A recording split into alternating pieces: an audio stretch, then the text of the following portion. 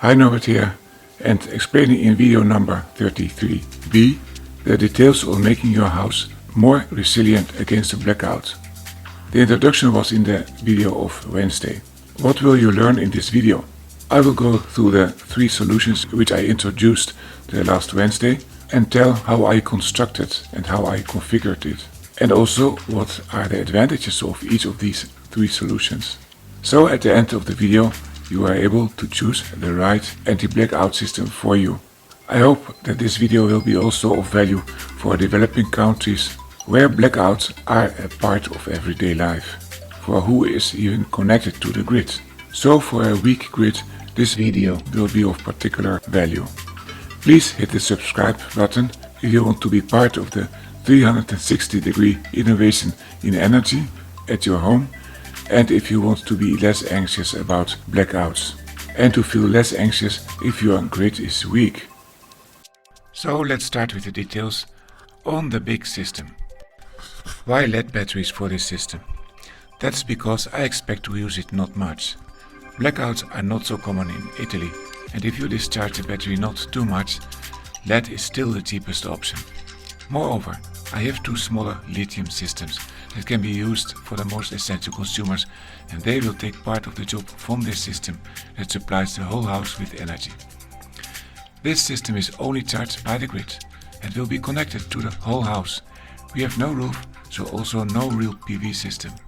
Like in our holiday home in Sicily, it activates so quickly that even a computer will have no problems with the blackout. And the advantage of this big system, that it is connected to the power entrance point of the house, and that it is very comfortable, giving a large amount of power and energy to each point in your house, as if nothing happened. The other 2 systems are more local. This is the system which you put together with your own components. This battery can certainly give 50 ampere. And here's an inverter which takes also about 40 ampere. So how do we connect that? Well, you see already that I attached here a cable of 25 square millimeters. There we have this terminal. So let's connect this other connector.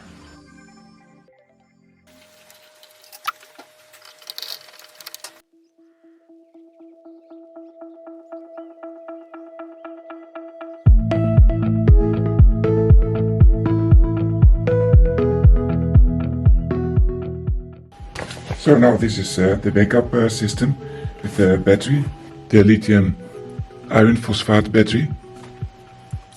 And here is the inverter. Let's now switch it on. First we switch on the light, which goes now on this battery. And now we switch on the computer. And there goes the screen. You can charge the battery in 2 ways.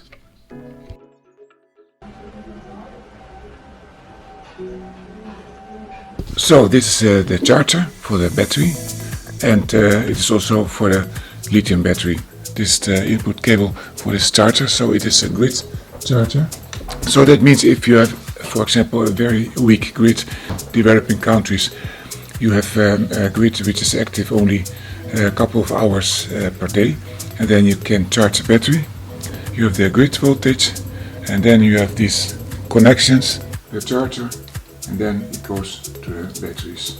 Those connections which you see there already, those are for the inverter. So then you have the complete system of charger, battery and inverter. And now you see this lamps blinking. It's now in waiting mode, and it has also a Bluetooth access. You go to the application of Victron. I'm now in my language, which is Dutch. Then you see different functions for the charger. And now I put it on lithium-ion batteries. I can also put it on high current. Well, 13 ampere is absolutely not too much for this lithium battery, so I will leave it there. So it should now be possible to connect it and charge it in the right way. So what I will do now is just add these connectors.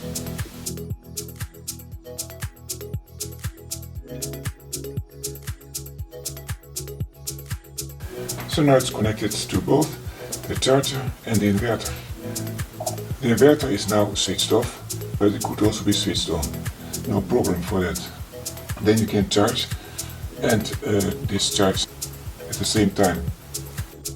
And there we are, 13 ampere. And here you see the typical constant current, constant voltage procedure. So you have first a constant current of 13 ampere, and then that goes on until the defined voltage, which in this case is between 14 and 14.6 volt. And if we arrive at that voltage, then you go from the bulk to the absorption phase, and then you have constant voltage and decreasing current. So the advantage of the flexible system, and here you see just a photovoltaic system with the charge control, which is together more or less the same as this charger. It is that you can just choose the components as you want, so that you can have more flexibility and less costs. For example, you can take a very big battery and a small inverter if you want to be independent for a long time with small consumers like computer, light, fans and internet. On the other hand, you can also take a big inverter and a smaller battery if you just want to bridge a small blackout for large powerful consumers. Now finally the portable power box. That is the most practical, even if smaller and more expensive per unit of energy. How quick can you be to use this 230 volt power box? First you switch it on.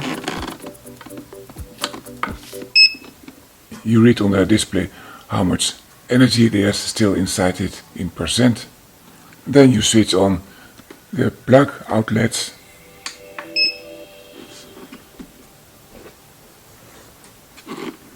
You put the plug inside.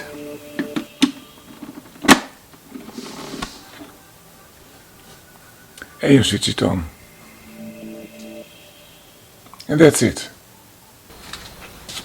Well, how quick can we be by charging this device, the power box, with solar energy, with a balcony energy system?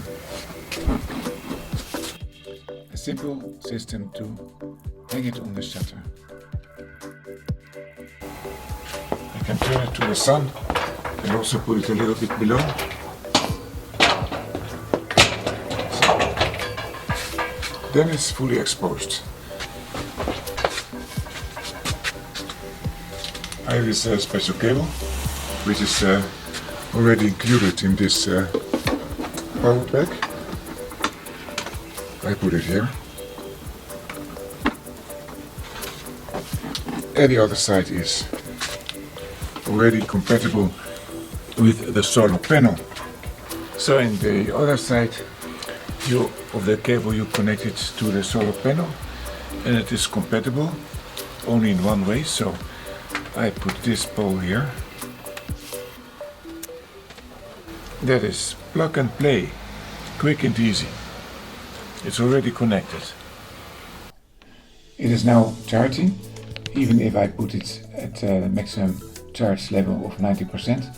So it is able only to put in 5 watts, as you see. And here is a very long cable of 8 meters. Also compatible in the same way with these typical solar connections. So that's how quick you can be.